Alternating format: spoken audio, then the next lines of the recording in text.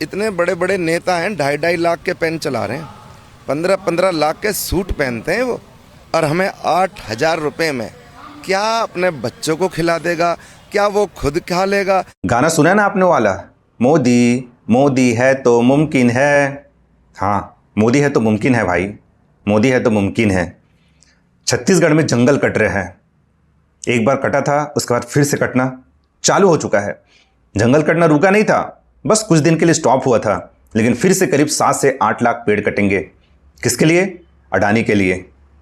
और दोस्तों 3 महीने के युद्ध में, चलो 6 महीना यार, 3 महीना छोड़ दो, 6 महीने के युद्ध में देश की हालत क्या हो गई है देख लो। हमारे इंडियन करेंसी रुपया आज डॉलर के मुकाबले 96 रुपये पहुंच गया है। ऑल टाइम हाई 96 रुपये पहुंच गया भाई, 96 रुपया, बताओ, डॉलर के मुकाबले। पेट्रोल का रेट बढ़ा, 3 रुपये बढ़ा, पता है। उसके बाद और बढ़ा है, पता है? पता कि नहीं पता है? 89 पैसे। जी हाँ दोस्तों, 89 पैसा और बढ़ा है पेट्रोल का रेट 3 रुपये बढ़ने के बाद में। और अभी तो शुरुआत है, अभी रुक जाओ, होने तो धीरे धीरे। और अगले महीना देखना, अगले महीना अगर पेट्रोल का रेट 130 रुपये नहीं हुआ ना, तो मैं ये वीडियो डिलीट कर दूंगा मैं।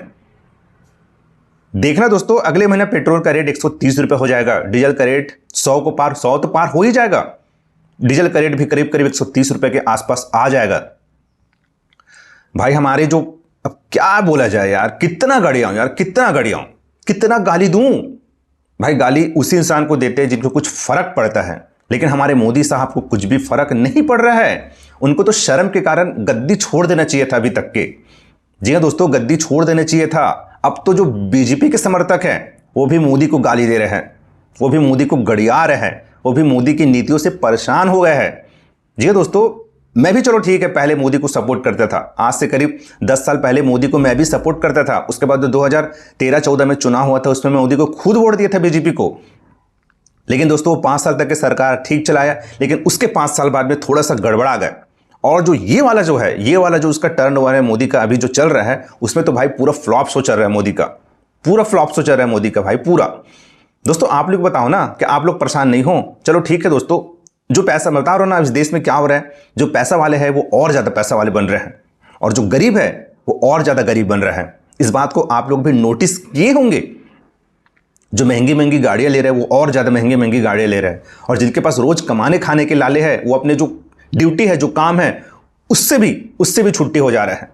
अभी देखिए ना क्या हुआ था गुजरात में, अभी जो युद्ध चालू हुआ था गुजरात में, देखिए ना कैसे मजदूर लोग यार, रोज कमाने खाने वाले लोगों को वहां से अपने नौकरी से हाथ धोना पड़ा था। किस लिए? सिर्फ जो गैस की सप्लाई बाधित हो गई थी उसी लिए। और अब ये पेट्रोल डीजल, दोस्तों पेट्रोल डीजल अभी भी नॉर्मल नहीं हुआ है। अभी आप कई ठोक पेट्रोल पंप में जाके देखना, जहां पर कहीं कहीं एरिया में मान लो 10 पेट्रोल पंप हैं, तो उसमें से 7 में पेट्रोल मिल रहा है, डीजल मिल रहा है, 3 पेट्रोल पंप बंद है। उसके बाद वहां पर भी क्या हो रहा है, रात को जैसे 7-8 बज रहा है वो पेट्रोल पंप बंद हो जा रहा है, और कहीं तो ऐसा है कि पेट्रोल डीजल मिल ही नहीं रहा है।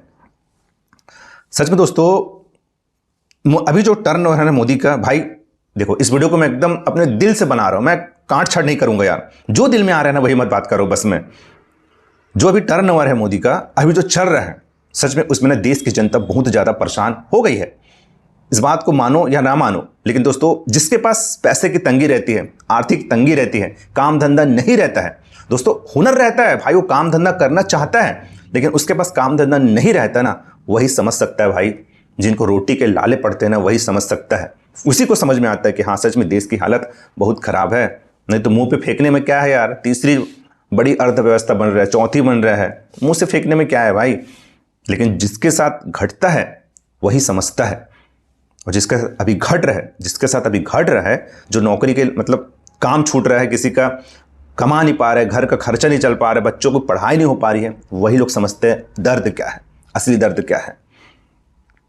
ये बड़े बड़े नेता लोग थोड़ी समझेंगे असली दर्द क्या है। उनको तो बस ऊपर से सब हरा हरा दिखता है, क्योंकि उन लोगों के पास खुद हरा हरा है। भाई कोई भी नेता, एक नेता बताओ मुझे जिनके बच्चे अभी इंडिया के सरकारी स्कूल में पढ़ रहे होंगे, बताओ ना, है कोई एक लड़का, है कोई एक नेता का लड़का? सारे नेता के बच्चे विदेश में पढ़ रहे हैं, ठाट बाट से रह रहे हैं, लग्जरी लाइफ जी रहे हैं, और हमारे इंडिया के बच्चे जो गरीब है वो और गरीब होता जा रहा है, और जिसके पास थोड़ा बहुत नौकरी बचा है वो भी अपनी नौकरी से हाथ धोता जा रहा है। सच में यार, नहीं भाई, वाकई में ना, अब मुझे भी लग रहा है कि हमारे मोदी साहब से देश अब नहीं संभल रहा है यार, क्योंकि देश की हालत बहुत ज़्यादा लगातार खराब होते जा रहा है। बहुत ज़्यादा ख़राब होते जा रहा है और लग भी नहीं रहा है कि अब संभाल पाएंगे वो। क्योंकि दोस्तों एक समय होता है ना, तो आदमी में घमंड आ जाता है। फिर वो क्या सोचता है कि मैं जो काम करूँगा वो अच्छा ही होगा, भले उसकी मतलब गलत काम करता है, लेकिन वो सोचता वही है कि मैं जो करूँगा, जो भी नीति करूँगा, जो भी मतलब जो भी बोलूँगा वो बिल्कुल सही होगा। उसको बोलते हैं घमंड। वही चीज़ शायद मोदी में आ गया है। जी हाँ, मोदी में घमंड आ गया है। अब मोदी को ना नीचे गिराने की पारी है, बहुत हो गया है। बस दोस्तों ज़्यादा बात तो नहीं कर पाऊंगा क्योंकि दिल उदास रहता है ना।